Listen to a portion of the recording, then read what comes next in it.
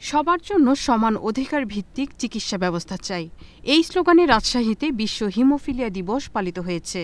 বুধবার সকালে Rajshahi medical college হাসপাতাল চত্বরে হিমোফিলিয়া সোসাইটি অব বাংলাদেশ ও হেমাটোলজি বিভাগ রাজশাহী মেডিকেল কলেজ হাসপাতালের যৌথ আয়োজনে রোগী সমাবেশ, পদযাত্রা ও মতবিনিময় সভার মাধ্যমে দিবসটি পালিত হয়। এ সময় রাজশাহী মেডিকেল কলেজ হাসপাতালের পরিচালক brigadier general FM Shamim Ahmed, রক্তরোগ বিশেষজ্ঞ অধ্যাপক ডাক্তার মোর্শেদ মিয়া, হিমোফিলিয়া সোসাইটির রাজশাহী বিভাগীয় সমন্বয়ক মেহেদী হাসান সহ অন্যান্য চিকিৎসক ও রোগীরা উপস্থিত ছিলেন।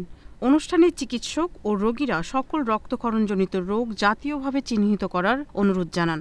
এই রোগের চিকিৎসা অত্যন্ত ব্যয়বহুল হওয়ায় জাতীয় চিকিৎসা নীতিতে এটি দ্রুত অন্তর্ভুক্ত করে সুচিকিৎসার দাবিও জানান তারা।